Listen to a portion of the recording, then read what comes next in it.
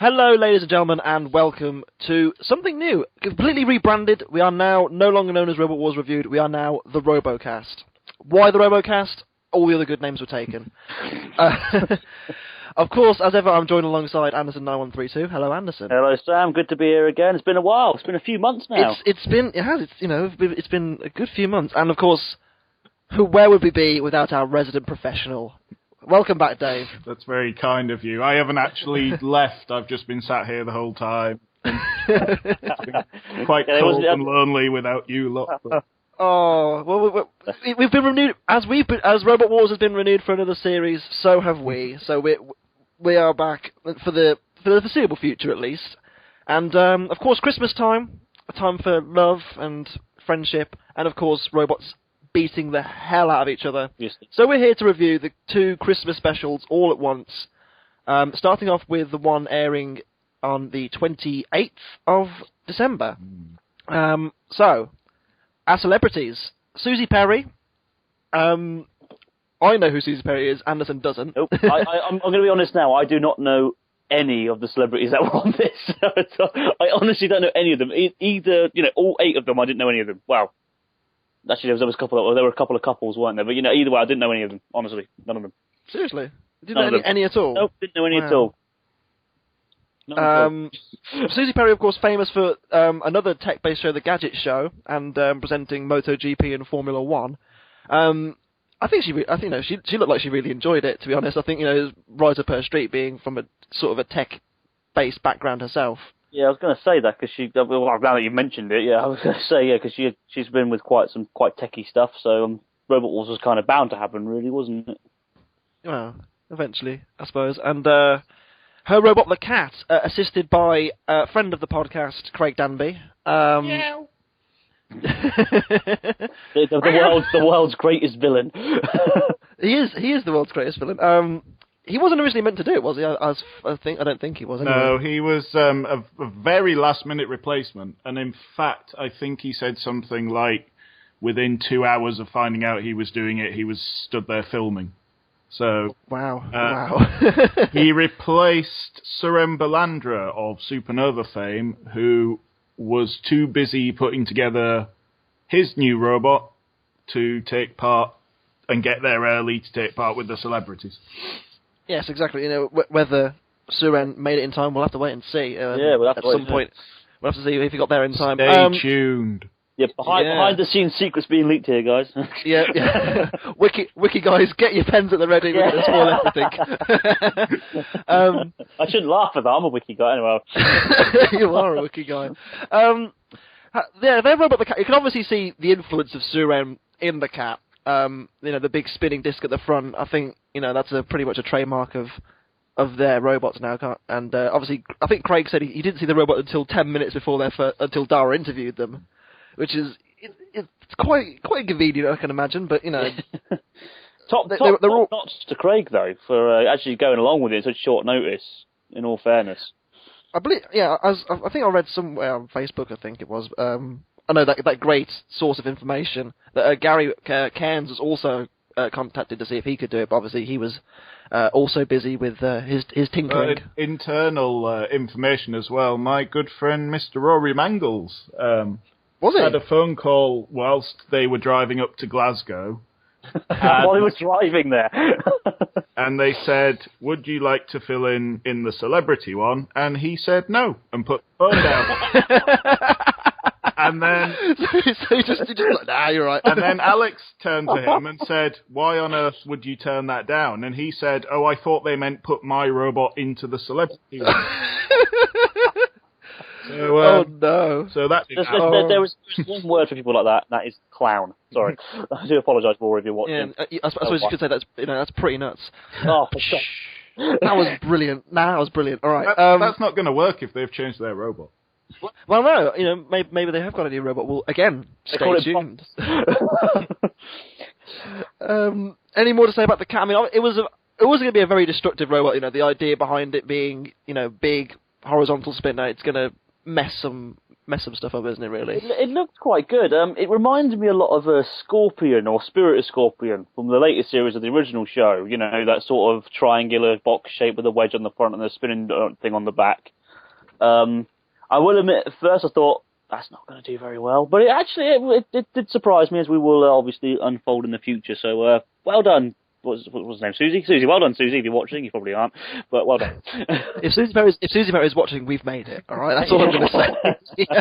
Well, again, interestingly, at one point during the filming, Dallas Campbell, who's Susie Perry's teammate from other shows, stopped and asked my wife where the toilet was, and it was only afterwards that we realised who he was. So he didn't know who he was. Well, we didn't know. Oh no, that's we knew who he was, but it kind of after going, oh yeah, it's over there, and then he walked off. That was it. It was funny because I'm sure I recognise that man from somewhere. We were while we were walking to the tent, because obviously this is actually a whole day I was there for. I was there for the whole celebrity special until about God knows what time it was at night. It was you were there really longer late. than we were. I was. Not that you were there, obviously. No, I'm not. I wasn't there. Yeah. So I was walking down towards the tent to go sign in, and then walking past us the other way. I didn't even clock him. It was Neil Oliver walking the other way. Didn't even clock him. We'll get to him later. But yeah, the cat and Susie Perry, appropriate considering how much she loves her cat. And it was probably the robot with the most personality, to be honest with you. It was the one with the most actual detail on it.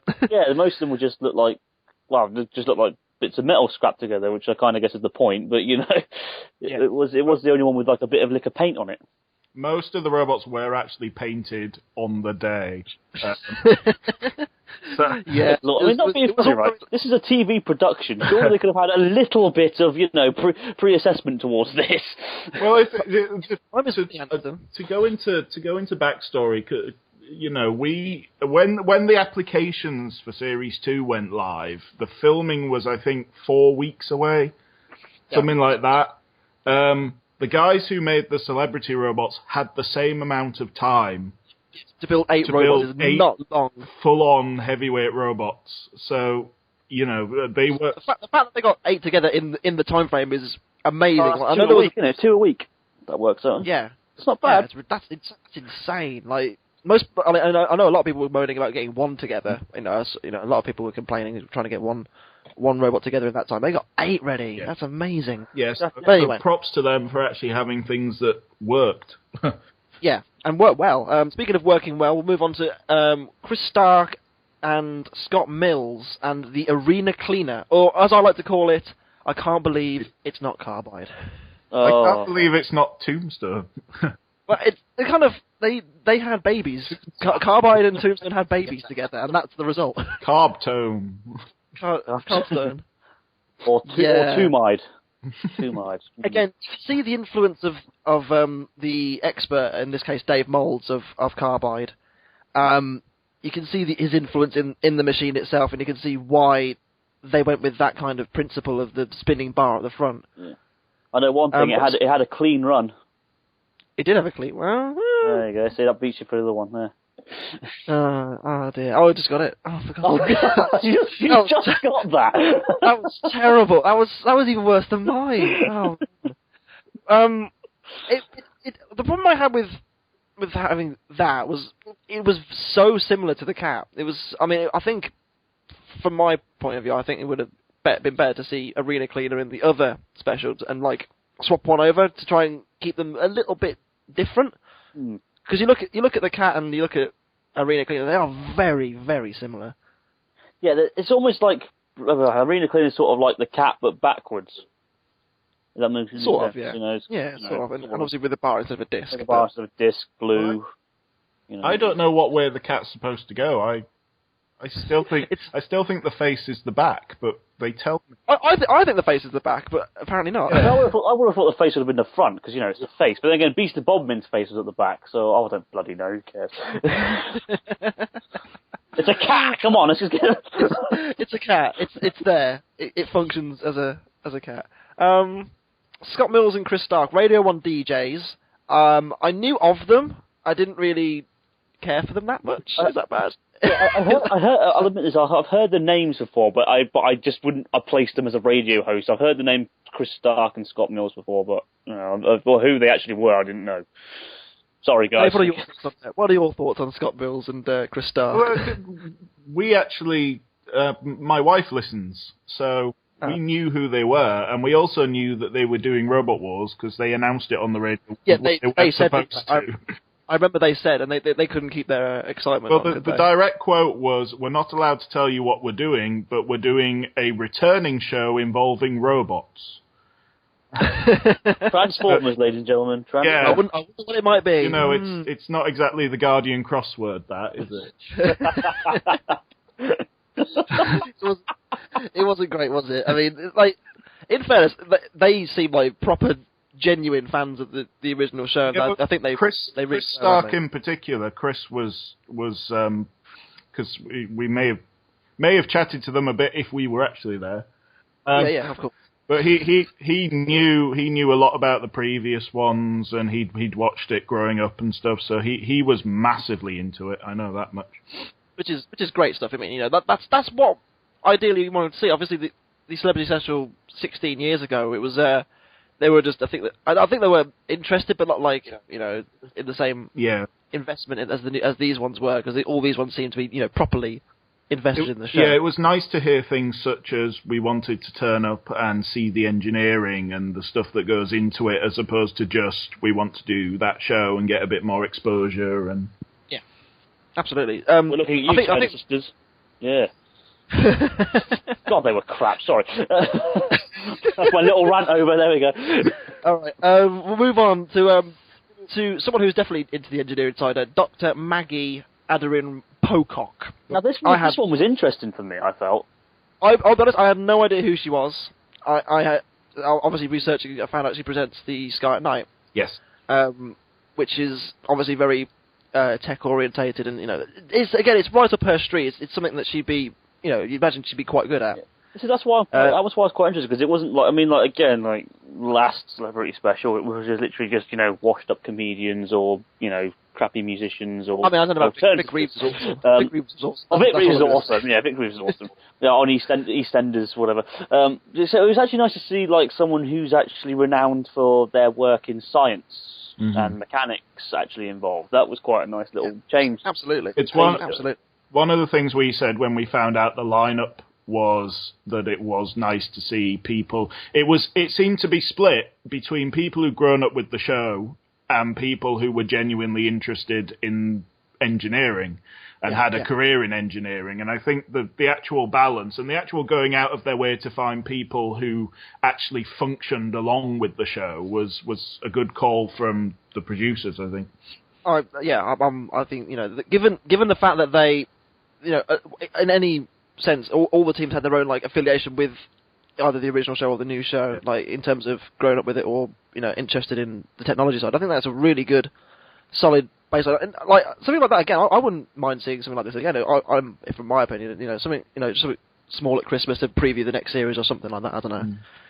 I think they are interested in doing more from a BBC perspective. Whether they're interested from a Mentor perspective, We'll have to see. As long as we get the tag team Terrorback, I'm happy. And an Annihilator. All right, Anderson.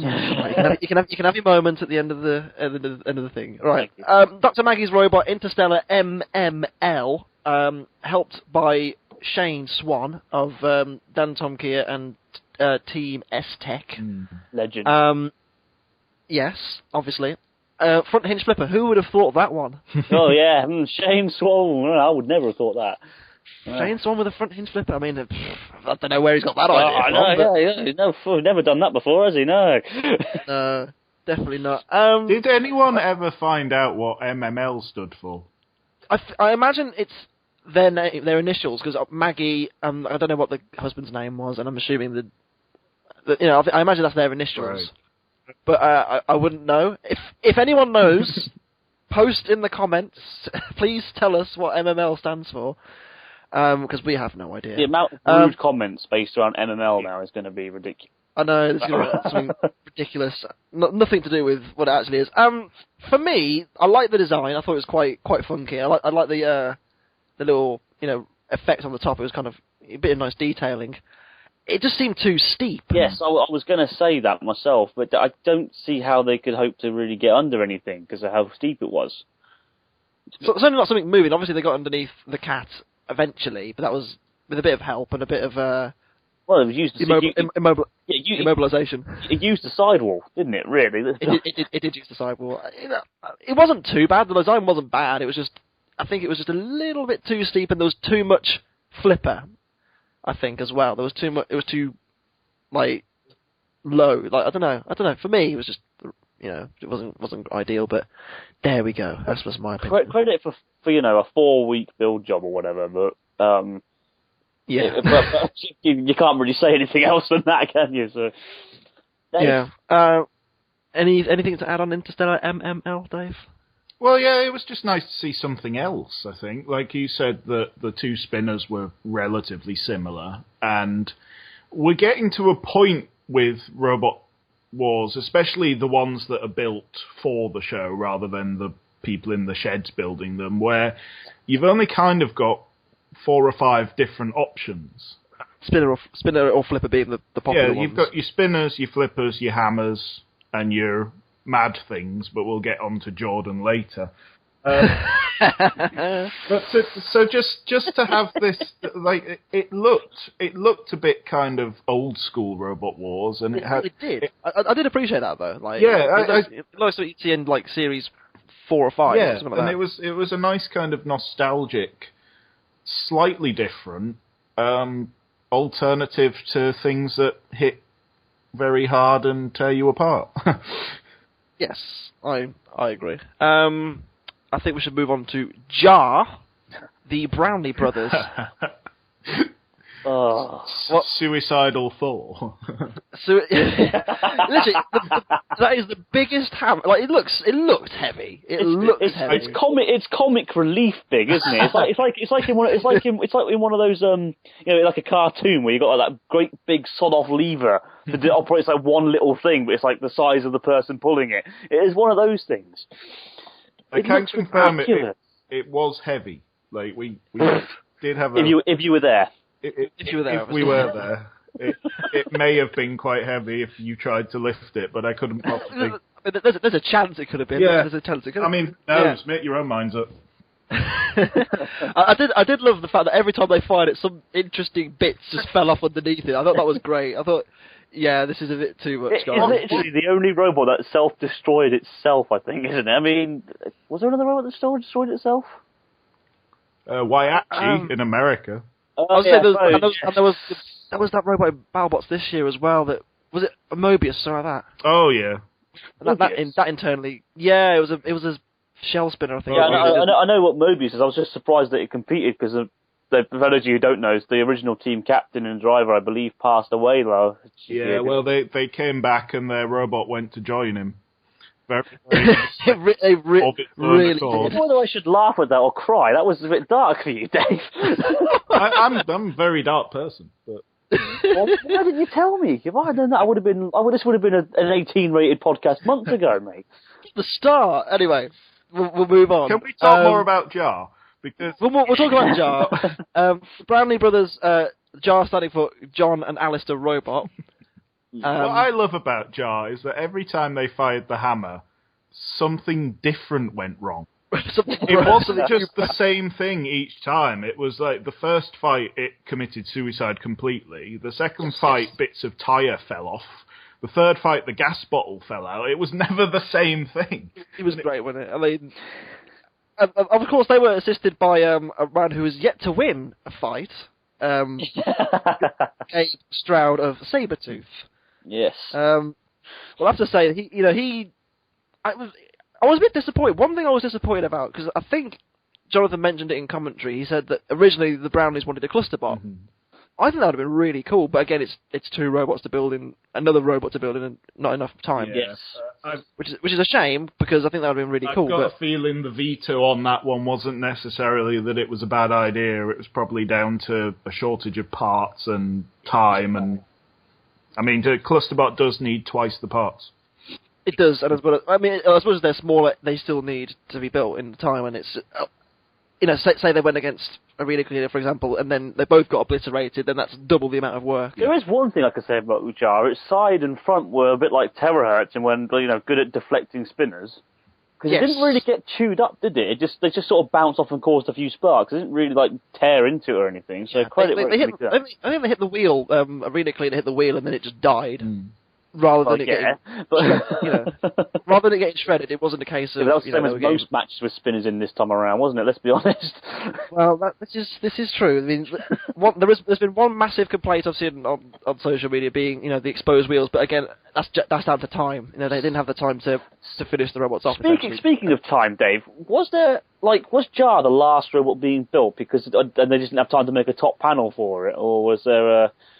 If you were there, I think Jar's top. I think they assume that nothing's going to get up there because the hammer's up there, and you do. I mean, it's the same with terahertz. You can put your hand inside terahertz, and not everything is covered in there because it doesn't. Can confirm. I did that. It doesn't have to be. So dirty boy, son.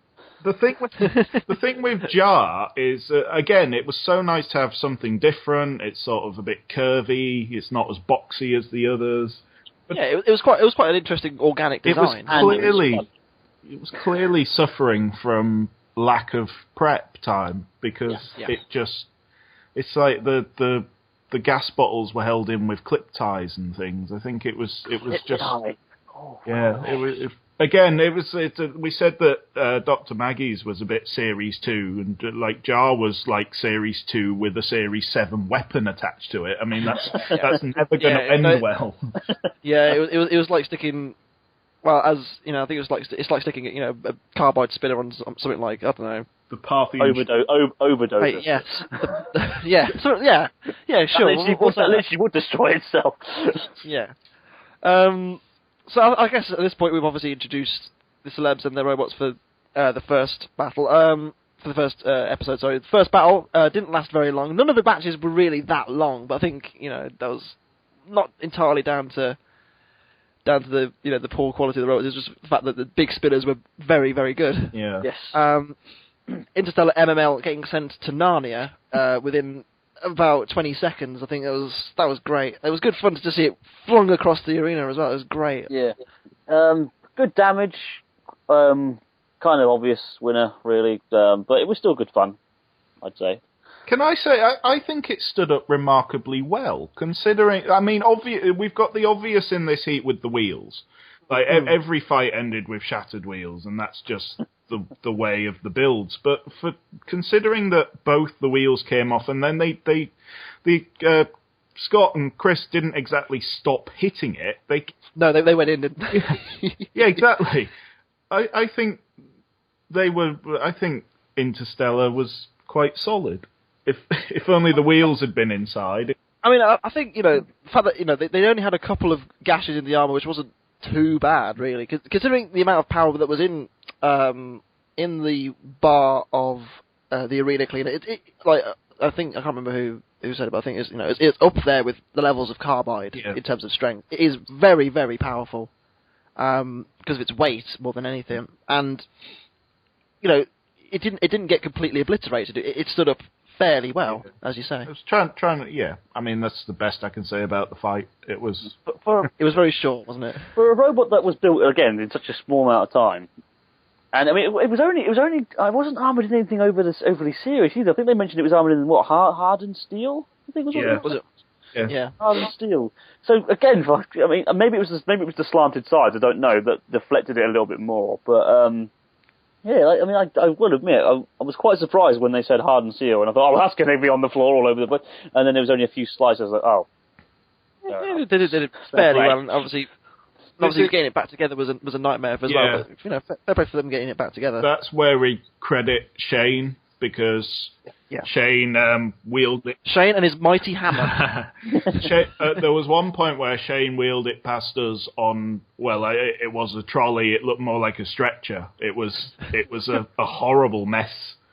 And literally, if you were there. I know that it's tongue in cheek. well, it's a bit tongue-in-cheek when they say you've only got an hour to fix it. Obviously, that's played for camera. But Shane literally did only really have about an hour to fix it because all the celebs had to be done in one day. So. Oh yes, they certainly did. That was a long day. That Friday. I mean, it was a long day. So it just proves that all you need is a hammer. Just proves it. Yeah, Jeremy Clarkson has been right for all these years. Who knew? What did the Plunderbird boys say? Hit it with a hammer? No? Oh, sorry. I remember that. Yeah. I love it. I was 7. I feel so old. Anyway, we'll move on. Obviously, 3 points there going to Arena Cleaner. Next fight was the Cat and Jar. Fight? Probably. I say fight. They kind of bumped into each other, and then Jar killed itself with its mighty golden hammer of justice. Yep, right. That. Next one. And that was literally it. Well, can I ask a question? Why is Jar called Jar? Is it because it is literally John Alistair Robot? Oh, okay. I thought it was because it's literally as fragile as a glass jar. Yeah. I mean, seriously, it took itself out by hitting its opponent. How the hell do you do that? I don't think it even hit the opponent. I think it just hit the floor. Mate, them steel floors, it's worse than that wooden floor, trust me. Do you know what I mean? Oh, no. That was literally it. There was nothing to that fight. Obviously, the Cat picking up 3 points. The next fight was... I know that there's been pluses and minuses about this league system. And that's fine. We get a lot more action out of it, and it's good for the episode. But the Cat getting 3 points... Doing absolute bugger all. You know. Yeah. I would have liked to have been in that fight. You know, I'm sure the Overdoser could have quite happily sat in that fight and. Well, the thing is, with Overdoser, I know we all know that they sacrificed themselves for the greater good of the competition because they would have won it. Yeah, of course. You know, they were the best one out there. You know. But yeah, imagine if Overdoser won. Yeah. If we go back to last series and we look at one of the there weren't many judges' decisions last time, but if take any of the ones that we were involved with Nuts, take Behemoth versus Nuts as a judge's decision. When Behemoth won that, they got 2 points. When the Cat won this, they got 3 points. And Behemoth, they pretty much dominated the entire fight. They controlled the fight, didn't they? They didn't dominate, but they controlled it. And they sent one of their mini-bots flying, obviously. Whereas Jar hit the floor and stopped moving, and that's 3 points. 3 points. It's a system. Ultimately, there's going to be flaws with any system. I mean, I think the standard knockout for me, while you do get the the odd anomalous result, ultimately I don't think that would work. There's no other way of doing it. I just find comic validity in it. Yeah, like it's immensely amusing. Like ultimately, you get 9 fights an episode. If they were doing 6 fights an episode or 5 fights an episode like they used to do, it's not. You have to fill up all that extra space, and you just don't really get the chance to, do you? Yeah. Well, they could have just made one big special with 8 robots in it, and then just done it like a normal knockout. Well, I thought this. I thought it would have been more appropriate to do one big special, or at least have Kadima fight Scott Mills and Chris Starr. But I think that would have been quite cool. But it was really late. I think they didn't finish filming it until nearly 11 o'clock. I think it was on that night. So it was. Bloody hell, Dara must have been knackered. We myself and Clayton, who I went with, we left at 9:30 because we were just so tired. God knows how Craig, bless him, kept going because he was there. He had to set off 3 a.m, go all the way up to Scotland, get there, do a whole day's worth of filming, and then that was it. Because he's ultra mecha Craig. Yeah, exactly. There you go. He's ultra mecha Mechatron, ultra uber Craig. Yeah. Since last series, Craig's moved to America, so he was also jet lagged. Bless him. Has he actually moved to America now, has he? Yeah. I thought he just went. I just thought he just went there. And he actually moved there. Oh, bloody hell. No, he flew in, filmed a VT, drove to Glasgow at 3 a.m, did a whole day of celeb filming, and then had a rest. Yeah, that was it. But anyway, he's a full-on traitor. Anyway, sorry. Anyway, we'll move on to the next fight, which was the Cat and Arena Cleaner. This wasn't really a fight either, really. I mean, Scott Mills kind of got caught side on, bounced off the back of the cat, and then got chopped, and that was it. I got slaughtered, and that was it. I'd like to use this fight to illustrate something that bugs me, because in the online community for Robot Wars, which is belligerent and numerous, and vocal, very vocal, stupid. That's sometimes stupid. No, there are plenty of very decent, nice, great people out there. Absolutely. But everybody says what we want is more spinners, and they always go on about BattleBots where they all have spinning discs and it's so much carnage. This is what happens when every single robot has a spinning disc, and there's no variety and there's no upset. This was rock, paper, scissors, where there's two rocks chipping away at each other until one of them's wheel gave up. There's no skill. Point the spinny thing and go. Yeah, exactly. And I know all the Roboteers personally. I know some of them are cracking drivers. But you give those two robots to any two Roboteers who are brilliant at driving, and it still comes down to whoever gets a lucky hit in first. That's not what we want. No. I mean, I'm happy to admit I was one of those fanboys back in the day. They shouldn't have banned spinners. Until the day long, I'm happy they brought them back because I believe that it helped add variety, because otherwise it would just be wedges and flippers all the time. Yes, it was like the problem was, I think people are so used to it being all flippers at this point. Yeah. At this point, spinners are still seen as something new. We absolutely need them. We absolutely need them. Yeah, but now not too many. Yeah, now I've gotten a bit older and wiser. Well, I say wiser.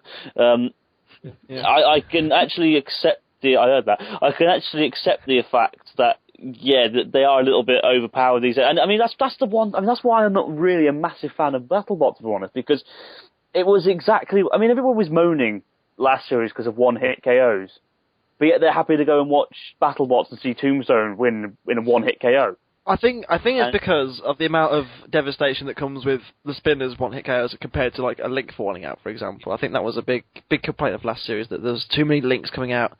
But I value people's health and safety. I value people's legs. Yes. Well, I mean, if you like not the head, just the legs. Yeah. Sam, you've been in the same room as Arena Cleaner and the cat. It's always emphasised. It's one of those really cliched, boring points that these things are huge.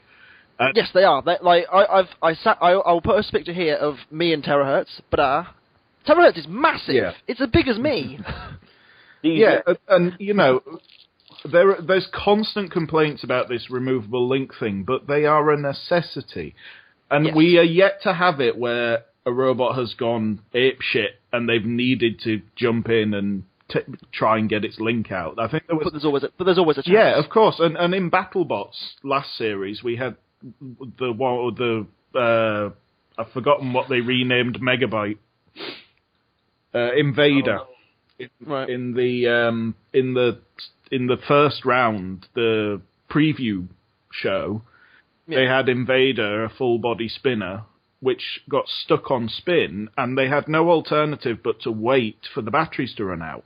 And 40 minutes later, it finally gave up. 40 minutes? Wow. Because no one could enter the battle box, because there was no way of shutting it down. So they just had to sit there and wait. And its batteries lasted 40 minutes before it was safe for anyone to go in. Now, you can't afford to do that at filming. No, definitely not. A removable link falling out is a terrible, awful way to go. And Roboteers are working their arse off to try and solve this problem. But because there's innovations in Series 2 that we'll talk about when we get there. I will say one thing. Like the need for health and safety is massive, because it is a bit of a spoiler for Series 2, but we probably won't see it on screen. But there was a robot who, when the safety bar was pulled out of its flipper, it just launched. It fired. Yeah. And that kind of Imagine if they were still had their head over the robot while they were pulling. Well, I think Alan Young was right over it. Alan Young of Robo Challenge. Yeah, Robo Challenge. He pulled the safety bar out, and it just fired. He was right on top of it, and it very, very could have nearly could have killed him. It could have quite easily killed him. We're very lucky, but there's been a small incident once and it was another flipper actually that nearly took someone's finger off at a live event. Ban all flippers. No, I'm joking. But it's not. I mean, you can see that these machines are dangerous because they're there to destroy each other. They're literally in a double layer polycarbonate box. It's the first thing in building robots is dangerous. There you go. I mean, exactly. If you look at Series 7 with Behemoth against Mute as well. And they got stuck in forward drive. Derek Foxwell, he mentioned that he actually had to get a crowbar into the back of it because no one could go into the arena with it because it was still dry humping the wall. So they had to get in there with a crowbar. Sorry. Calm it down a bit. Yeah, it was. I'm sorry. So you complain. To complain about the links is to complain about the sport. Yes, I agree. They are essential, and yes, we've gone right off topic. We have, but I think it's an interesting point. It is an interesting point. Ultimately, bringing it back, this fight was boring as sin because it was one hit, 2 big spinners, and it was down to luck.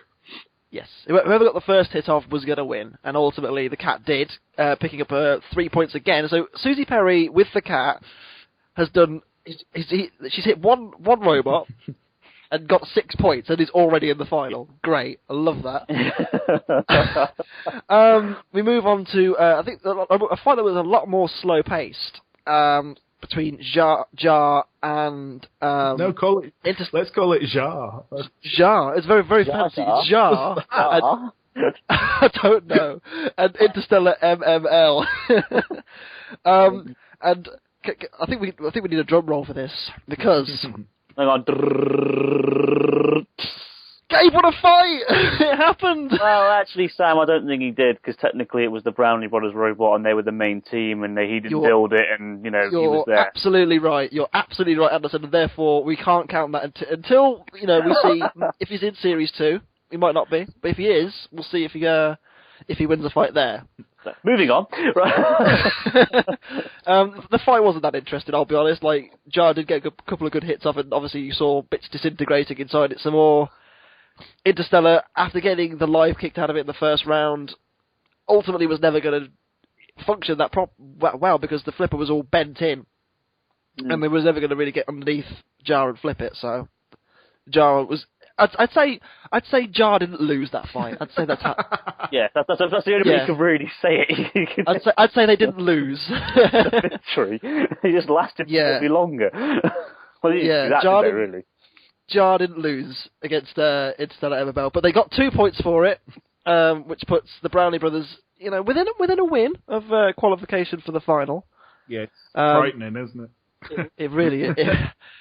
A robot which kills itself is one fight away from the final. Jar literally puts a new term to the meaning, to the meaning of breakdancing, doesn't it? I mean, literally, it just around on the floor and literally breaks. That's what it does. It does. It really does. Obviously, the next fight was the cat and Interstellar MML, and the cat. Obviously, the cat attacked Killer. Killer actually had its claw completely severed at the bottom. It isn't really shown on TV, but the whole bottom nut of the claw just comes flying out, and the claw was damaged. Yep.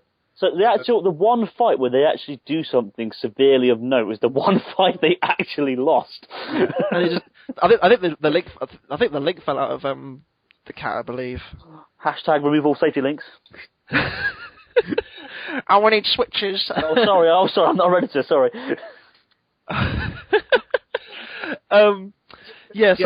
I do, but yeah. I mean, that's all you can say, isn't it, Dave? Does anybody say? I mean, the cat, bless it, it's either going to destroy everything or destroy itself. The one thing I wanted to say, because there's been a lot of criticism in the celeb specials that maybe the fights weren't quite up to scratch. I agree, and I think that you see it mainly in the best fight of this episode, which I think, are we going to come on to it now? This presenter's fight. We'll get to that one. Is that the next fight, or is it the? I thought it was the next one. That's why I was bringing it. We'll bring it up now, which I think is hilarious, to be honest with you. Right. Dara O'Brien piloting TR2, TR2 confirmed. And Angela Scanlon piloting Behemoth confirmed. I've got one thing to say about this match. Bloody Good God, woman drivers. Jesus. No, that's getting cut out. No, I'll leave it in. Yeah. I'll leave it in. I'll leave it in. I'll leave that in. We love you, but bloody hell, love. I tell you what, this was such good fun, and I think it illustrated a great point, which I think they brought up afterwards, and they brought it up on Twitter as well. The fact that they are so hard to control. Yeah, well, that's what I was going to say. When you sit and watch this show at home, and you think when you press forwards, the robot goes forwards, and when you press left, it goes left, and all you have to do is aim at the opponent, and then you destroy them.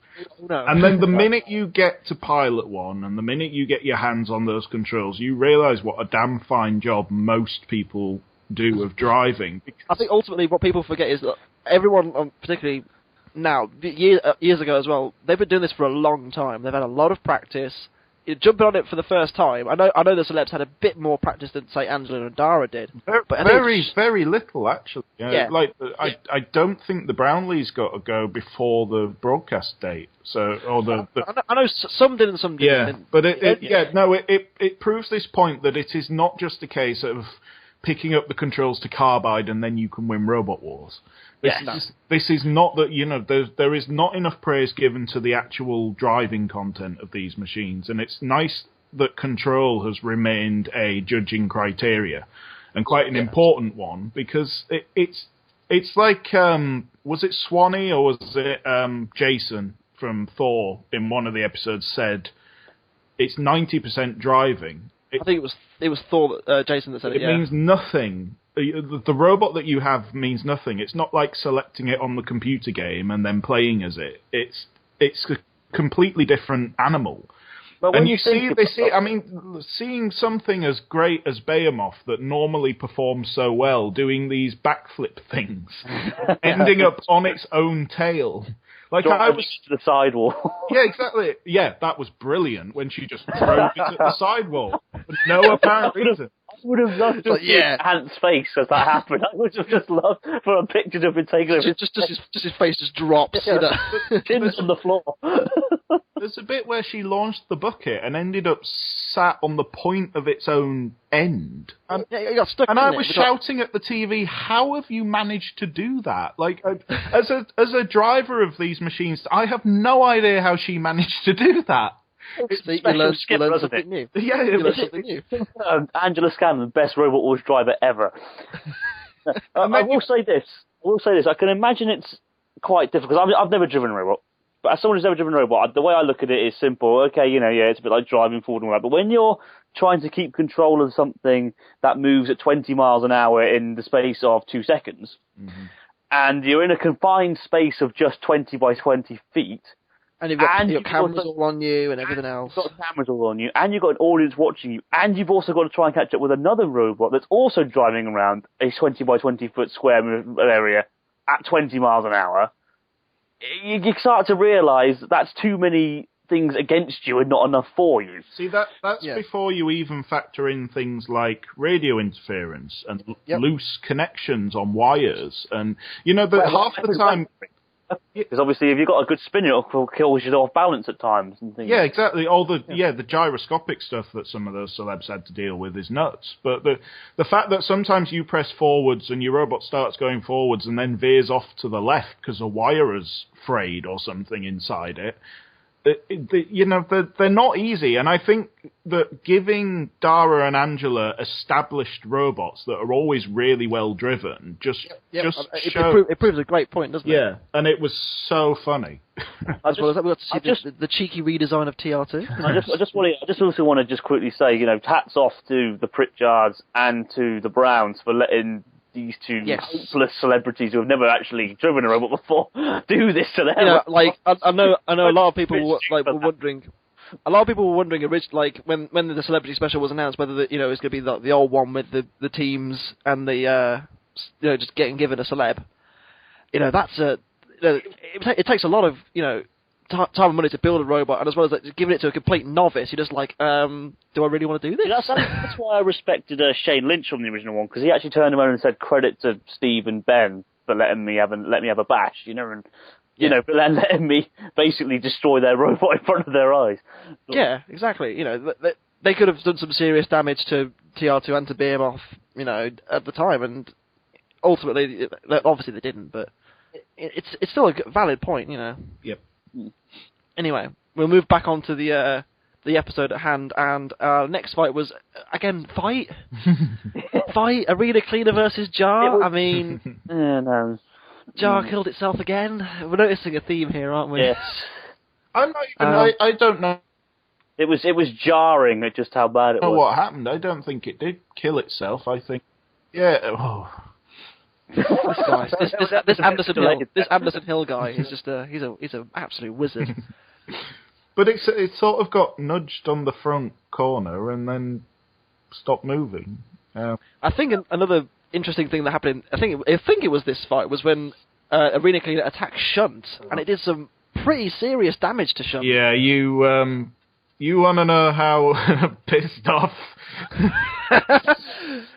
I imagine they would, because I think it ripped the whole side off as well. It hit the wheel, hit the whole side off, and then wrecked the scoop as well, the plough as well. I don't think it's giving any inside secrets away, but, you know, the Series 2 of Robot Wars started filming the day after this... Literally the day after. This celeb one was filmed. Yep. You know, if you've built a robot for some celebrities to play with, and then they turn around and take out one of the house robots. Start breaking your... When, you know, it's okay giving your friends some toys to play with, but when they start breaking your toys, that's with not the toys that's you've naughty. given them. That's naughty. You know, you turn around and... my mum. You have to fix Shunt for the next day for actual, proper, normal, everyday Robot Wars. And, you know, you can't delay the filming by a week. You have to get on with it. So, it was... It didn't go down that well. I imagine it would have done. Yeah, it was quite amusing. Talking of quite serious damage, though, I forgot to mention this earlier when we mentioned Cap versus Arena Cleaner, but I saw what Craig put on Facebook, and they were literally like a millimetre or two away from taking Arena Killer out completely, weren't they, like from the competition? Yeah, they very nearly got them in the soft spot, which would have took them out full stop. Yeah, it was. They sort of sliced round the armour, and if they'd sliced the final kind of bit of thing that held the tooth on, the whole thing would have been irreparable. Game over. Yeah. Just goes to show you, literally a millimetre's difference. Well, again, we'll get to that in the next episode as well. You know, we nearly had a small minor fire. Small big fire, yeah. Yep. Small Chomp-a-lot fire. I love you, Chomp-a-lot. We miss you. Hashtag we love Chompy. Or maybe they're in Series 2 as well. We'll have to wait and see. I'll have to wait and see, yeah. I wonder what they've cooked up this time. Oh, dear me. Anyway, the final sees a rematch between Susie Perry and the Cat, and Arena Cleaner, Scott Mills and Chris Stark, and this fight was very different. Again, down to luck, ultimately. It was exactly the same, but the opposite way round. How the hell is that different? Although I have to say, I was actually very impressed with the driving of Arena Cleaner in this fight. They were very, very, you know, they were careful, but it was very controlled. And I was actually, you know, relatively impressed with the way they navigated, you know, properly around the Cat, avoiding their disc, which was spinning them around and stuff. I think it takes a certain amount of knowing skill to get given a machine like Arena Cleaner and to not just go all bells. To actually try and aim it and to get it in the right spots and to hold back with it. I mean, that's proper intelligence when it comes to the driving. Like, you know, they didn't turn it on and hit forward and hope. It was a calculated attack, and it worked. It did, and they did. I think they deserve. Ultimately, I think that was the best robot over the course of the show, and I think ultimately it was going to win, and it did. Jar should have won. We love Jar. Jar Robot Wars Champ 2017. Ooh, who knows? Who knows? Well, maybe that's Gabe's new robot for, you know. Maybe that's what he's going to enter with that. Who knows?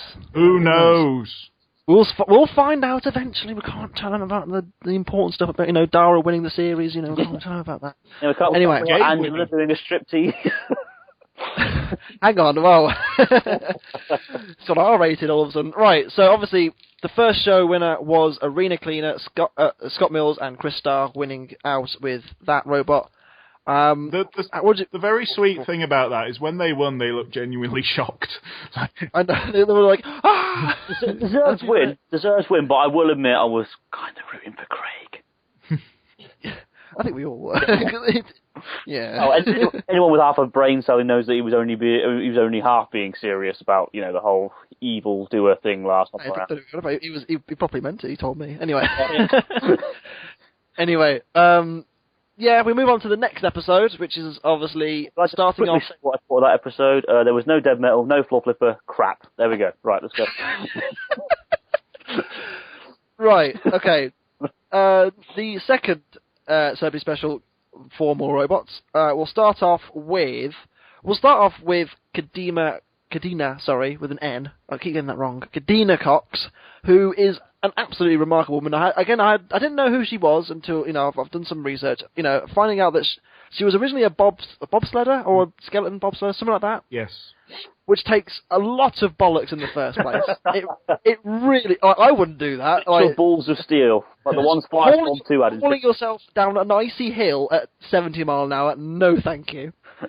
For her to become ill and have to do completely different sports and then getting gold medals in 2 completely separate ones, which is unbelievable, really. You are a hero to many. Yes, she is an absolute superstar. She really, really is. She is partnered with Ellis of Pulsar. He's a real boy. his robot as well, Kadina Machina. I like the rhyming. It's bloody Pulverizer. It's Pulverizer. It's the Series 1 Dutch Pulverizer. I don't care what anyone says. It's Pulverizer. Pulverizer with a lot of steroids, I think. Well, yeah. Warded up. I want to give a shout out to Kadina for being the only one who bothered to have fun when naming the robot. Like, yes. The names were just like, oh no. But that was. I don't know. There was one other one I think which was quite fun as well. We'll get to that in a minute. We'll get to that in a minute. Cause I've got something to say about that one. If it's the right one, if it's what I think you're on about, sir. I'm fairly sure it is. But carrying on. I'll go with Arena Cleaners. Fine, that's good fun. But most of the others, I know what it's like when you're sent an email and they say, we need you to name a machine you've never seen right now, and they have to work out, the naming, of course, as everyone knows, anyone who knows me knows that coming up with the name is the most important job. Of course. And Kadina Machina is a superb bit of... Screw technological advancements in weaponry and armor. It's the name. The name and googly eyes is a big thing, right? That's why Overdoser failed. If it was called something better than Overdoser, it would have been 2016 champs. We know it. Yes. Yeah. No, anyway, it could not be anyone else's robot, and that's what I love about it. Yeah, and Kadina and her and her brother looked like they had, they were having a lot of fun as well, which is also important. Yeah. It's no good if you turn up and you're just there like, miserable and depressing. I know none of them were, but it makes a big difference. Oh, sorry. He was a fantastic little driver as well. He really was. As much as you had the it's got a big spinner and it's gonna probably wreck anything in its path.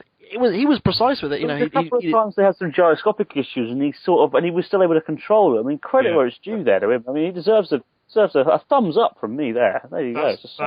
That's not easy to correct and to do. I mean, you saw it in the first fight when Kadina was driving and it was all over the place at the end. Yeah, whereas with gyro, whereas her brother really managed to keep on top of it, and it's not easy to do that. Yeah, as you said, it's all the speeds that it was spinning at. The fact that it was flipping itself over every time she turned, it was crazy stuff. But yeah, credit where it's due. You did a really good job with the control of the machine.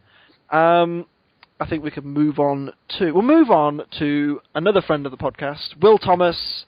Neil Oliver. My boy Will, my hero. Sorry. And Soldier Ant, the red scary crusher. I like a rusty Tiberius. Yeah. Yeah, and there may even be parts in it from previous versions. What I love about this is that I grew up fighting antweights with Will. Yep. And antweights traditionally end their name with the word ant. And I took one look at Soldier Ant and went, you're cheating a bit, aren't you, with the old weight allowance for the... it's definitely not an ant weight, is it? Imagine that going up again. It's a bit heavier than the ants you usually build, Will. Just wheeling it into the AWS 50 million, whatever it is. Oh yeah, here's my ant weight, lads. Trying to force it into a 4-inch cube. No, it does fit. Just get in there. I'll fold the claw down, it's fine. I have to say, it looks quite cool, to be honest. Like the front scoop was kind of interesting, the way it was, designed like a snowplow. I love this robot, and this is a testament. Anyone out there who's listening who thinks they might want to build a robot, stop building perfect robots. I don't care if it can't self-right. I don't care if it can't run upside down. If it's going to be as interesting as Soldier Ant, then take the gamble, Yeah, absolutely. It's not always about... You are much more likely to get on the show if you take those risks and put in something like Soldier Ant than you are if you're just going to copy what's already out there. Yes. Yeah, definitely. Originality above all else. I think, Soldier Ant, while it was, it was always going to be flawed, having no self-writer and, whatever else, it was, I think you said, Anderson, earlier, the control wasn't the best.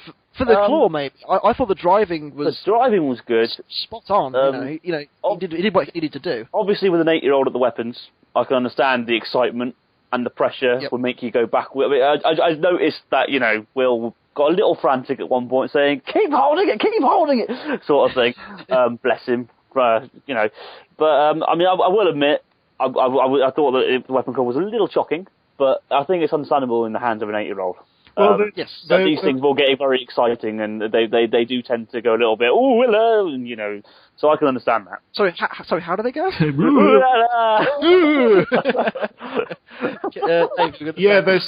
There's background here, because, those two kids were amazing. All day on set, and they were polite and cheerful, and when they were losing, they were just as happy as when they were winning. They were... Robbie Savage. We'll come on to Robbie later. We'll come to they that. were absolutely fantastic, and absolute credit to Neil. But after the first fight, Will asked them what driving it was like, and they said it was far too sensitive. So Will went into their transmitter and turned down the settings for Fight 2. And that's why the driving improves as it goes along. He listened to what the kids wanted to do, and he set it up.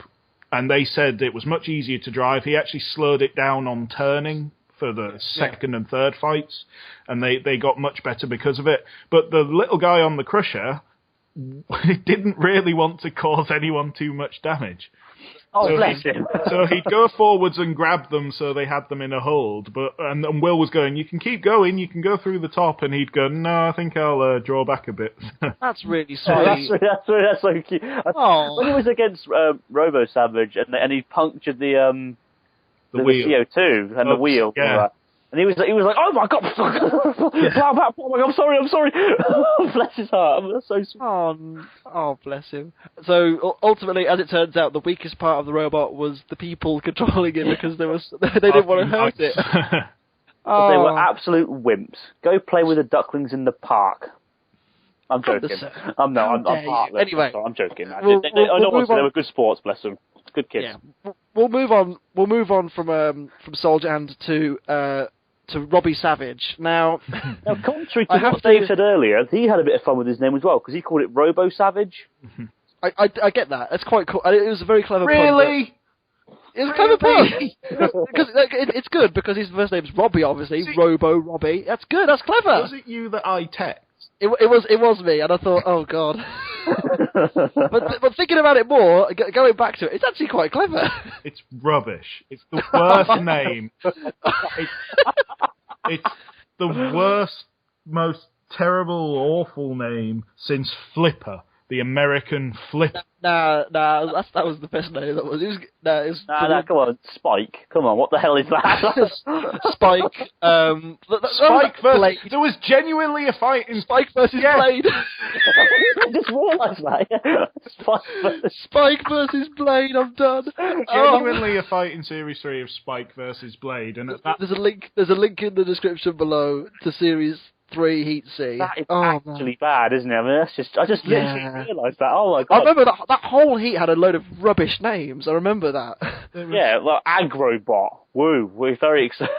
Binky. What is Binky? Out of curiosity, what the hell does that even mean? Back to Robo Savage quickly.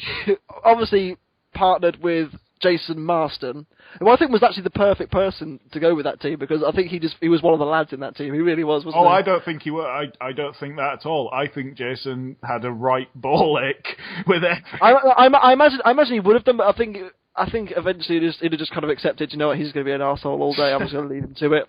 What I think's funny about Robbie Savage is he's just a big kid. And that kind of made it fun. I mean, I will admit he was very funny. But at the same time, it was more of a, come on, dude.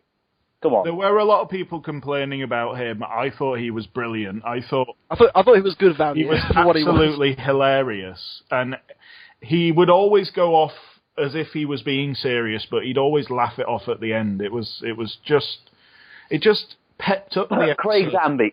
Craig Danby. Oh. Sorry. Yeah. It was. Yeah. I do agree. I think, you know, while there was some things where I thought that's a bit too far. Like when it was I think it was winding up Neil Oliver's kids. I think that was a bit too much. I thought, oh, hang on, you're gonna get in trouble for this. But no, I think it was all meant in good fun. I think the kids knew that it was all in good fun, and absolutely, his robot was, you know, was fairly interesting in terms of the fact, you know, he went for the colour scheme of the Welsh flag. Fair enough. Dragon's wings. Dragon's wings, yeah, very interesting. And he went for what looked like what was left of T- welded on top of the robot. Yes. Which is great. Which is a shame, because T- was awesome. It's a flipper. It's a flipper. And now, the star of the one that blows most eyebrows. The star of the show, the big pink D. Yes. You saw what I was going to say. I mean, I'm not saying anything here, but come on. I mean, he's literally got a long pink robot and he's called it D. I think, and as well as that, him being partnered with John Reed, I think that's just perfect. Like, what else? You have no idea. We all know that John Reed is a sex god, guys. Come on. We all know. It's that beard. It's that beard. Oh, that comment's going to come back to haunt me. No, you have John Reed being a sex god. Yeah. Carry on. I'm having flashbacks. Anyway. Oh, I know what this is from. You have no idea. You have no idea how much I laughed when I received the message, John Reed has been partnered with one of the Rizzle Kicks. I laughed my face off. It's just brilliant, because last series, and no one will know this because it didn't happen on camera, but last series John went off on one about people who have to paint their robots pink. Yes. And he said it's not that he doesn't have anything against comedy robots or pink robots or anything like that. He just said that's not the way he does things. And which is fair enough. I do not paint my robots pink. I do not give them smiley faces. I build. It doesn't even give them colour. Let's be honest. Yeah, exactly. Terahertz hasn't got any paint on it at all, has it? So to hear that he was partnered with Jordan, and then when I saw what Jordan's machine was, I was just it was It was the best thing. Honestly, you see John's face when it was revealed that was his robot. He just looks like, what have I done with my life? How have I ended up here? I have to say as well, a fantastic man. He's just a brilliant person. You'd think that with his high end of technology, he'd be a bit kind of. You wouldn't be able to. No, you could tell he's a lad. Yeah. No, we have fun with John. I have to say as well, I think, you know, Jordan Stevens was an absolute credit to the show as well. He can tell he as well said he grew up watching Robot Wars. That he enjoyed I really liked because it kind of had like a personal feeling with like me and maybe you, Sam, and probably you as well, Dave, because I forget you're only a few years older than us. Because we were because obviously we all grew up, in our younger years watching Robot Wars and all that, and of course most of the celebrities are actually quite older and didn't really grow up with it. They just it was sort of a thing when they were just getting into their celebrityhood. Is that the word? Yes. So it was actually nice to see a celebrity on there that actually sort of was like us, oh my god, I've grown up watching this show. I've always wanted to be on it, and now here I am. I get to smack something around. That's what I thought was really cool. Jordan was pretty much the only guy who came and wandered round our section of the pits and asked people about their robots. If you were in the pits, obviously. If I was there, he was doing that, and he was Neil Oliver kind of had a guided tour with some of the production. He said, can the kids come out and see the other machines and things? But Jordan was just off on one like a hyperactive puppy. It was an absolute joy to have him in there. He was so nice and so kind of welcoming, and such a dude. I have to say, as well, one thing I really you could tell he was a big fan. I noticed one thing, and I think it was his first fight when he fought Soldier Am. Mm-hmm. He counted down 3 to 1 activate. I noticed that, and I was like, yes. That you could tell that this means something to him, and his robot, bless it wasn't the best. It was I think it was what remind me of, right? Did either of you two watch the original BattleBots? Yeah. Did you ever? Yeah. This one reminded me of the middleweight robot. Oh, what was it bloody called? Oh no. It was called Spaz. Yeah, Spaz, but there was another one. It was like a middleweight, a different one. Oh, what was it? Blimmin' called? It lost a little drummer boy in season 3. Spaz. No, it wasn't called Spaz. It was Blade Runner. That's it. Blade Runner. It reminded me of Blade Runner. That's the one. We got there. We got there, boys. Well done. It's all Spaz, is it, Dave? There you go. It looked more like Spaz. Why name your robot Spaz? I don't. Whatever. Well, that's a discussion for another time. Anyway, I completely disagree with this robot not being the best. This is the best robot ever. This is a the D. This tiny little pink nuisance that weighs 90 kilograms, even though it's no bigger than my head. I have no idea how that happened. I think the arm was very thick. I think John Reed did bring attention to the fact they've had some lessons from Craig Danby, because he's quite good at that. He's good at making small little robots that are really and Bonk as well. Yeah, Bonk was very heavy as well for the size of it. You give me D, and I will win Robo. Hang on. Whoa. Let's move on.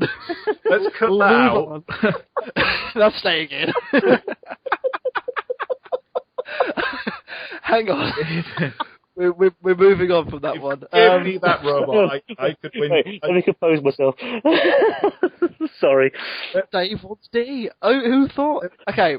There's absolutely no way that if we entered a robot like that into the real series, it would ever qualify. But if it did, I could bring you home a trophy with that robot.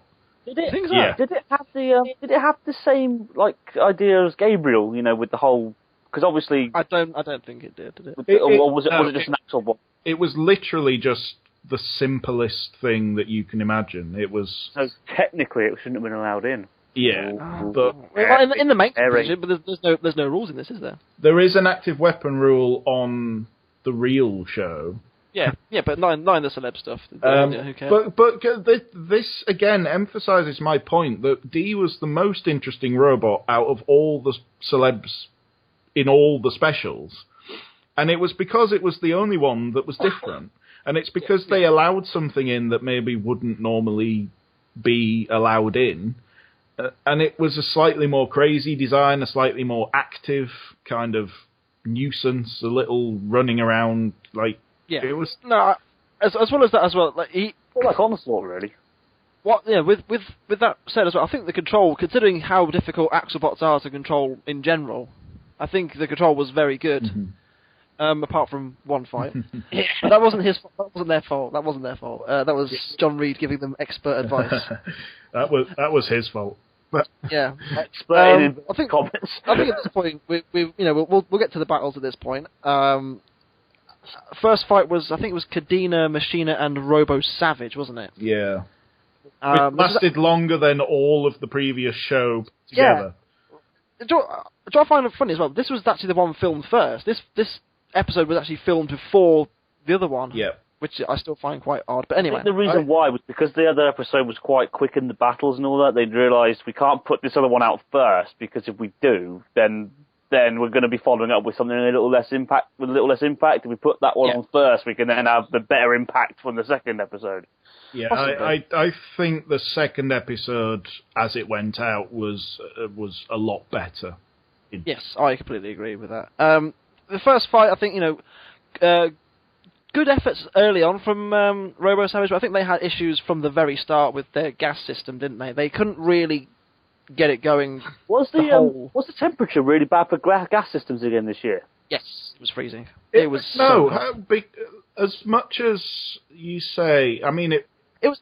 I think it was better than what it was in March. Yeah, no, it was cold in there, but I don't recall anyone having the same complaints. Now, whether they've it's called a hot water bowl, guys. Come on. Whether they fixed it within their robot, but I'm fairly sure you can't do that. I'm fairly sure there's literally nothing you can do about the cold. So I think it was. I don't know if it was something to do with the extra lights they'd put in or something, but I do not recall anyone saying that they had problems with cold gas. So I have to say, one thing I did notice this year, on the final day, we were sat right in front of a heater. It was amazing. Look at you. It was the best. It was literally. There was three of us on the Sunday, and there was a vent right behind our heads. It was fantastic. Not bad. Have you ever thought about filming it in summertime? Well, you never know. We might get another series next year. Anderson, would you rather us film in summertime, or do you just want more Robot Wars now? That's the question. That's a tough question. If we had to wait, you wait till summertime, and then all the robots. Well, what they could have done is they could have already known it was going to. They could have known it was going to be a success and started filming. The summer just gone. There you go.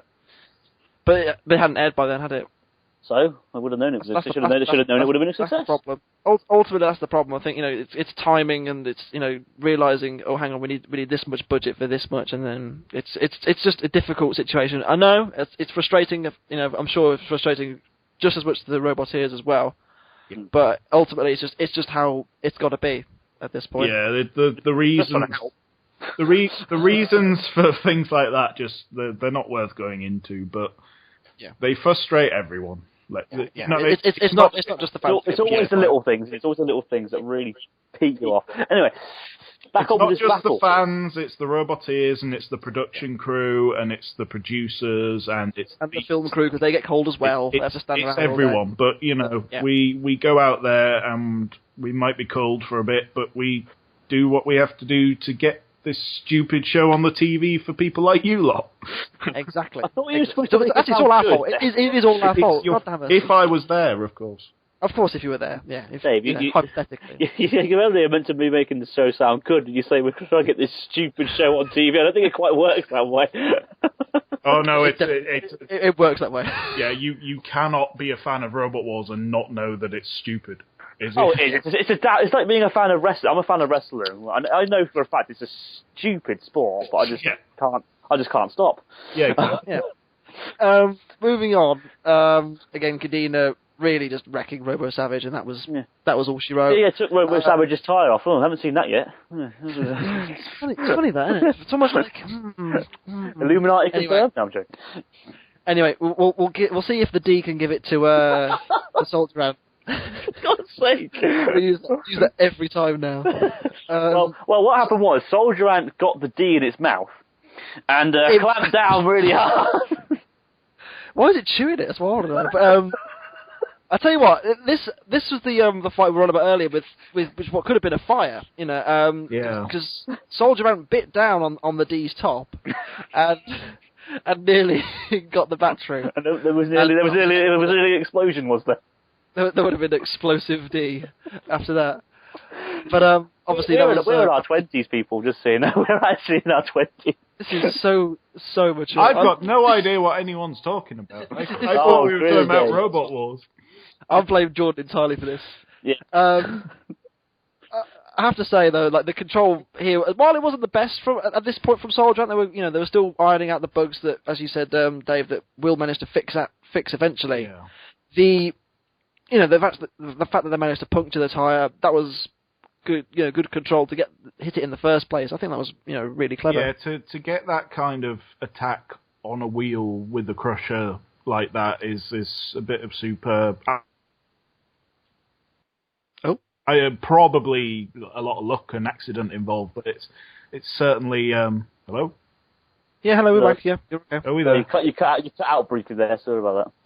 That's all right. We'll carry on. Yeah. But we get the idea. Carry on, Robot Wars. That should be a film. Oh god damn it, no. So yeah, Soldier Ant beating its D.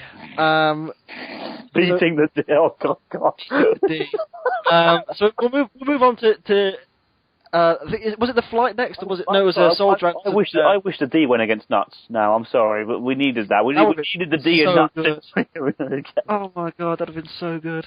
I think the next fight was Robo Savage and Soldier Ant, was it, or was it the other one? No, I think that's right. It's because I was on countdown to the other one. Yeah, I had to put up with this first. Yeah, this is so. I mean, in fairness, this was again good control from Teddy. Teddy. What was the other guy's name? I can't remember. I think that this fight. I know that none of the celeb fights exactly reached the pinnacles of robot combat, but this fight was kind of like the. This is the most Robot Wars-ish, wasn't it? This was the 259 Wild thing of the celebrity battles, where Soldier Ant did everything, and then a lucky hit at the end from Robbie. It was so gutting. Do not make me yell at you, Dave. Okay, do not make me yell at you, because it's... Some things that fight was correct. 259 and Wild thing, I don't agree, but... It was correct. I don't care what anyone says, it was correct, okay? Well, that's a discussion. Only hit Wild thing for the first 42 seconds of the battle. After that, Wild thing did everything. I'm right, you're wrong. Well, that's a discussion for another day. Anyway, hang on. No, that's a discussion for now. Okay, we're doing this. Okay, darling, dearest Davykins, right, let's do this now. Okay, I have watched that battle because I have no life. All right, it's me. We're talking about I have no life. Anderson, what? I'm on your side. Yes. Oh, okay. Then, Mike. Don't start talking at me when I'm about to stick up for you. Oh, I didn't know that. I thought you were about to, jump down my throat. Wait, no, hang on, that's wrong. That's why I brought it up in reference to this fight, because it was where Savage just about went to win. It was all 259, and then 259 lost, and Wild Thing won, and they should have won because the other one stopped moving, and that's what happens here. I agree. Soldier Ant is doing absolutely everything, and then a tiny little sort of pathetic tip over, and that's it. That's all she. Over she blows. For all you 259 fans, I am willing to admit that Wild Thing 2 was extremely lucky. And extremely well armoured. Had 259 not died, I think it would. We can all agree it would have won. If it was a judge's decision for two mobile robots, I think they probably would have won, but it wasn't. Yeah, they were immobile. See, I still would have. I'm the person who would have disagreed if 259 was still moving at the end. And they had won, I would have disagreed with that decision, because I think Wild Thing dominated the majority of the fight. Because given the new criteria that they use now, then Wild Thing would have won. However, with the weighting of damage at the time, I think probably still would have gone the big vertical spinner's way. But anyway, that's a discussion for at some point when we do the classic series, which is going to happen. Remind me not to sign up for every episode. We were supposed to do that between now and last time. We haven't. I know. We real life happened. Okay, some things happened. Not for me. No. I'm paying for a wedding, guys. Come on, give me a break here. Give me a break, Dave. You can feel for me here, bro. You can feel for me. Anyway, we'll move on to Dee's flight. Let's break this one down. I'm having this one. This is my one, because God, Dave, off you go. This was the funniest thing. We crowded round the monitor, and it took a good long while to get them lined up for the start of the fight. And then since rewatching it in the show, Cadena Machina moved an awful lot more than I remember it moving. Yeah, I was always because I was literally I was right at the front for this fight. I was right at the front. I was thinking, right, there's only going to be one winner. Ultimately, there was always going to be one winner. But I thought he just charged right at it and it just killed itself. That would have been the best. From the TV that we had, if I was there, it was literally Jordan running at it and Cadena not moving and Jordan exploderizing into many different fragments. It was amazing. And then the beauty of this fight is he then claimed that that's what he meant to do, and he stood there going, yeah, no, that was good. No, the robot's fine. The robot's absolutely fine. That's exactly what I wanted. Yeah. And it was brilliant, because I think I get the idea of what I think John Reed did tell him, you need to charge at it and stop the disc from spinning. Well, unfortunately, on the back there, they had 25 mil of Hardox, which is some serious armor. Ridiculous. And he went, if it's going to hit anywhere, if it hits there, it's probably not going to do much to you. So and we all know that if you hit a spinning disc with enough force, it tends to do more damage to itself with the gyro. Yep. So all the thinking was there, and I think he listened to John, and John gave him some quite sound advice, but it just veered off to the left a bit and clipped it. I think he missed slightly, and I think that ultimately was the best thing. You never want to miss with the D. You don't, like when you miss your target with the D, that's when you know you're in trouble. And I think Jordan found that out last night. Oh my goodness! Actually, you found out about a month or two ago when it was filmed. Oh yeah. When it was filmed. But I'll tell you, that was spectacular. I mean, it was brilliant. It was wonderful to watch. It just launched straight at it. It just blew up. It was great. It was to think that it was a bloody good hit, wasn't it? Yeah, well, to think that I think that's a classic Robot Wars moment, and to think it came out of a celebrity special is... We were discussing, myself and Anderson were discussing this earlier, it's actually also considering it's a knockout, and not just not an elimination, it's a knockout, I think it's the fastest ever knockout. Yeah. It's not the fastest ever knockout. That's Dominator 2, Henry 2. Yeah. I think they timed it at 4 seconds. Yeah, it's like equal third with like a couple of others. Like I think Ripper versus Robo Chicken in the Series 7 Annihilator, that was 4 seconds. Another couple. And it's the 4th fastest fight ever. And it's equal 4th in the 4 fastest fights of all time. Which is insane, considering it's a knockout. Yeah, I mean, you think, because I don't know what you guys have considered greatest moments. Obviously, Miss Psycho being flipped over by Firestorm's up there with me. I don't know, the first ever out of the arena, that's pretty special. Wheelie Big Cheese Axor. But this, I think, this is definitely something because we haven't really seen much from the new series that I could define as a classic moment. For me, I think as much as it would probably, bring Dave up in cold sweats again, it was Nuts' wheel flying out the arena. Yes, I think that I could see as a classic moment. But apart from that, I can't really see much as a classic. I'm Chomp-a-Lot and spontaneous combustion, obviously. Yes, that is I know what you mean, Anderson, because we recently rewatched the first series, and as we really like it. It's a really good series. Yeah, I consider it certainly up there, but But in terms of defining moments, it's like if you were to do a greatest hits package of the first series, it becomes a bit blurry. It becomes a little bit undefined.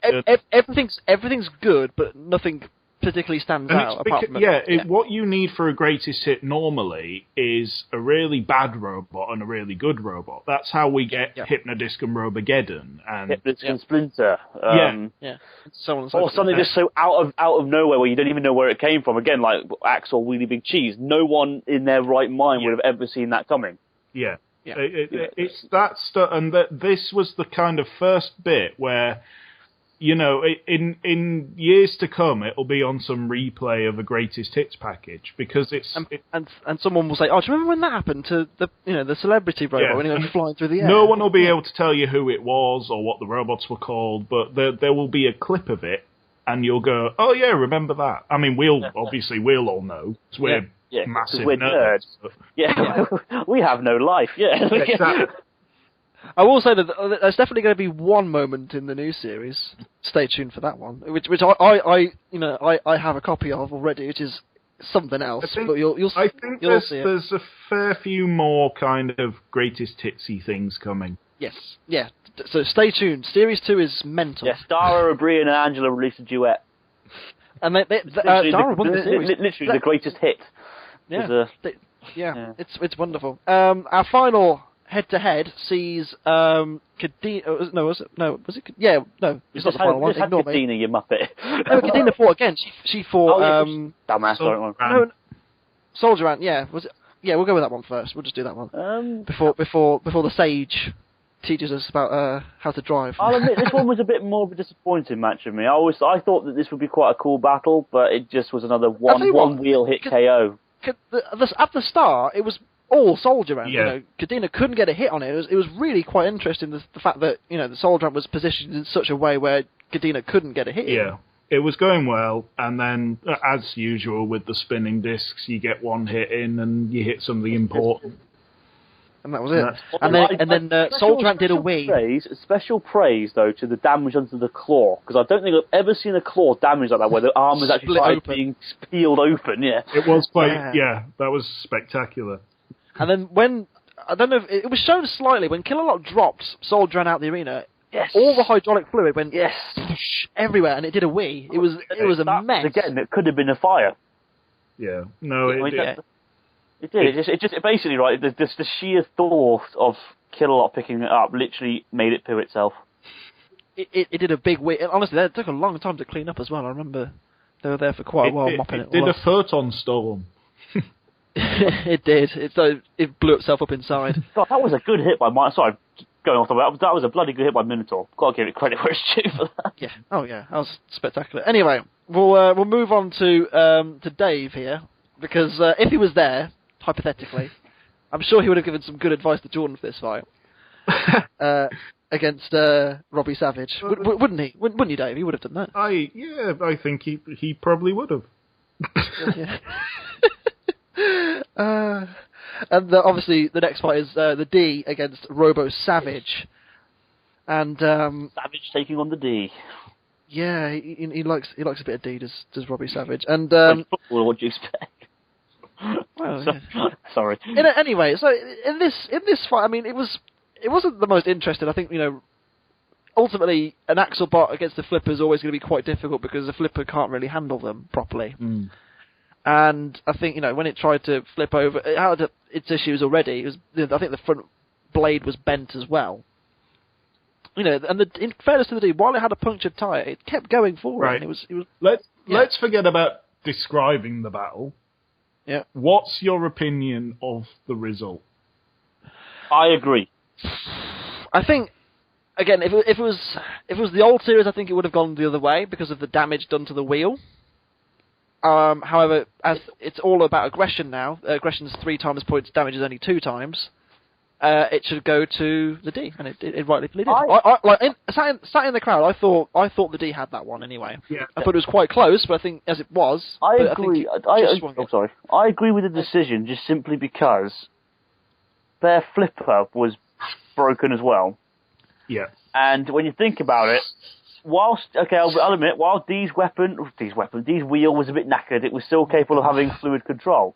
Robo Savage's weapon was completely immobilized, and it had also been. If you don't know if you guys know, you probably did, because you were watching as well. But the flipper panel got a bit bent, and it kept digging into the ground, and it meant that they couldn't drive forward properly anymore. Yeah, that to me is more serious damage than a slightly bent wheel. I think it was a close fight. I think it was very hard to call, and hence it was a 2-1 decision. But I think it was D just scraped it. Yeah, no, I agree with the decision, and it was hilarious to see Robbie being so adamant that he was going to win, to then be told that he hadn't won, and then the brilliant line about Christmas being ruined and all the banter back in the pits about how it was all about the love. We asked all 1,000 people who were out in the audience, and they all said that we'd won and all that nonsense. It was brilliant, and then he hurt his hand on his own robot, which was that was funny. Yeah, that was hilarious. Oh, goodness. Can I just say, by the way, Noel Sharkey really does know how to rock a hat and bow tie. He does. Noel Sharkey's a rock star. I'm sorry, he just is. He's the Gandalf and the Dumbledore of Robot Wars, a wise man with an amazing beard. We do refer to him as the Dumbledore of Robot Wars. He's brilliant. He's just brilliant. But I love how they. I don't know what it was like in the past, but I know from Series 1 and possibly Series 2 that they will not tell you which judge voted which way when it's a split decision, and I think that's the right way to be. Yeah. Yeah, I think so. I think, it's not right to say, oh yeah, but this judge voted this way. I think it's a good idea to keep it sort of anonymous, if you like. You can't go up and say, which one of you bastards voted against me? Who was it? Come on. Last question, though. One thing I don't get, though, is why is Noel Sharkey head judge when there's only 3 of them? And he does. I mean, his say wouldn't have any other power, would it? So why is he? It's because he's the demigod, isn't he? There's only him and Jonathan who've been present from day one. He does. I know. All I'm saying, the only reason I say it though is that surely the head judge would have like some sort of. I mean, it's like, for example, in Strictly, Len Goodman, when he was on it, because he's left now, he was the head judge, and there was 4 judges. So when it came to the voting section for that, it made sense. It made sense because his was, if, for example, 2 judges. If each contestant got 2 votes from each 2 judges, I think it would override the others because he was the head judge. I think if you don't give Noel a title, he throws a bit of a tantrum, which was proved on his Twitter during this episode when Jonathan Pierce called him Dr. Noel Sharkey, and he said he's been a professor for however many years. I have to say, at this point, come on, JP, you've been doing this for how many years now? In fairness, JP, I think as well, it was pointed out, I don't know where I saw this, but he said style, control, damage, and aggression. Whole habits die hard. Now, I will also say this, actually, now that we're talking about JP and the judges. You know how we saw Angela versus Dara in the previous episode? Yeah. I would have loved JP to have a go. I would have loved to have seen the 3 judges and JP have a go.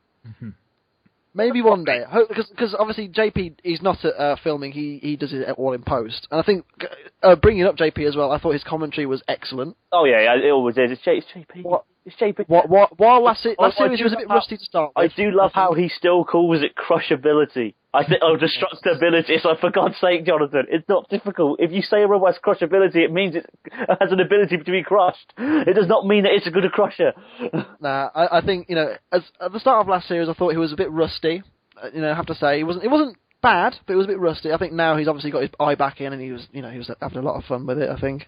Although we didn't have any JP giggles this time around. Hope we had some of them in 2017. True. There'll be more. There will be more. Anyway, I think this brings us quite nicely onto our final. Which is, in the end was Robo Savage having just about survived because it picks up a knockout win rather than a judge's win, unlike its other 2 competitors, and the unbeaten Cadena Machina. I wonder how this one's going to go. This was as kind of cut, dried, and dull as most of the. One thing I will say about the celeb specials is I think it's proved that even if the fights aren't, because you would say that everyone tunes into Robot Wars to watch the fights. Yes, without a doubt. The fights weren't great in these 2 specials, and yet it's still an enjoyable experience. It's still great TV. Like, I've watched it a couple of times, and I'm not sitting there going, oh no, not this one, when I could be watching Series 1 again. It's great, and it's almost like the fights were immaterial in these 2. I think that was kind of the idea, though, in the first place. I think, the idea was to have an entertaining couple of episodes which sort of promotes the series as a whole. And whenever you do that in other series, and you get a celeb special, and everyone goes, oh, it's not as good as the regular one, because... And everyone complained when these ones were announced. I have to say, I was one of them. Yeah. And they said... oh no, here we go again. No, well, we all were, and we were all worried that some Burke from The Only Way is Essex would turn up, and it would all be terrible, but they didn't do it. And they, like we said before, they got the correct celebrities on board. They got people... Sorry, I love that.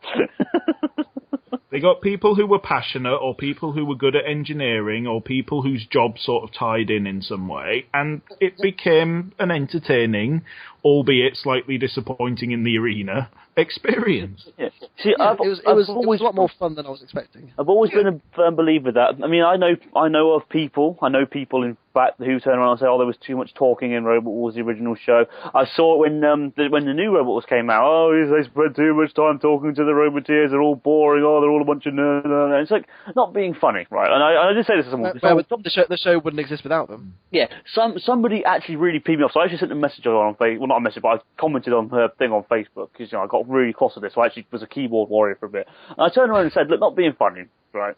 But without those nerds in brackets, obviously, whatever you want to call it, the show wouldn't exist for a start.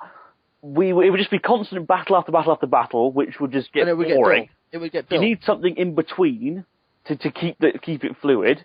You would get bored from seeing the same robots smash each other up again if you didn't have, let's say, the Diator team having a laugh in the middle, or the Nuts team having a laugh in the middle. Yeah, exactly. Without the banter of Craig and Jason in the middle. It would just get dull.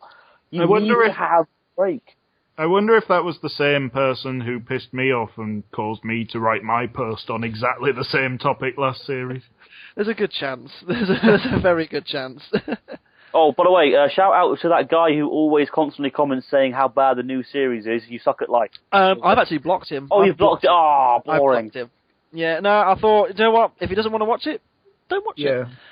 I think that brings us very, very neatly onto the end. How do we rate these two episodes? I mean, can you rate them relative to? No, I can't. I'm not going to bother rating them. Like I said, first episode, no dead metal, no flopper, rubbish. This episode, dead metal, yes, no flopper, still rubbish. No, I'm joking. No. I think for what it was just a good laugh. Dave summed it up perfectly. Personality overriding the battle. What more can you want? I think there's two things to say. One is they were infinitely better than the other celeb specials. Yes. And two, they were a nice little appetizer. And everyone's, we've seen the new fancy graphics. I like the new graphics. I like the new year because one thing that really kind of peeved me off a little bit actually about 2016 series is when the robots got introduced, you only saw like two little stats of like their weapon, its weight, and then where it was from. And it's like, who the hell cares where it's from? I don't care. But now they actually have like weight, the speed, the armor, everything, and they have like a little bar thing which says how strong it is, which I think is also really cool. I also really like the new league table that tells you how many fights they've done, how many they've won, how many they've lost. And it's also a slight homage to the original series because it's got that little thing where it goes and it goes like that. It's awesome.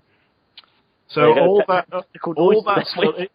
It's a bit like the War of Independence when they did that, and it was sort of between series, and we got kind of a flavour of what new features we might see, but the pit wasn't properly painted, and so with knowing what's to come, it's a nice little kind of appetizer. Just wait till Dara wins the series with Nuts Minibot from last season. That's all I'm going to say. Overdose of 2. Oh, sorry, Overdose of 2, sorry. All right. Anyway, this has been an absolute pleasure. Only if you were there, though, Dave. Only if you were there. Yeah, of course. If Dave was there, I'm not even. He may or may not have been. I'm not even sure I'm here. So. Anyway, this has been an absolute pleasure. It's been honestly great. I've missed this. You missed this. I never thought I'd say I've actually missed you guys. Oh, bless him. We love you really, Anderson. Yeah, I love you guys too. You're fired. A good one. Anyway, as Anderson mentioned and Dave mentioned, we will be back for Series 2, whenever that is. I think there was a rumour going around that it could be within the next couple of months. We'll have to wait and see. Anyway. Don't ask me. I've no idea. And who knows? Maybe Sam and I might finally get down to doing these bloody classic series. We at some point we'll get round to it, but I don't know when it will be. But we'll endeavour to do so. And shout out to Jim Dramatic, who sometimes joins us with this. We're quite regular on his videos, aren't we, Sam? Yes, we are. For his classic series. If you want a good in-depth classic review, go and watch him. Anyway, I've been Sam Anderson9132. I've been Anderson9132. And thank you, Dave, as ever, for joining us. No problem. I don't think we really thank him anymore. He's part of the furniture. Just saying I've been Dave. There you go.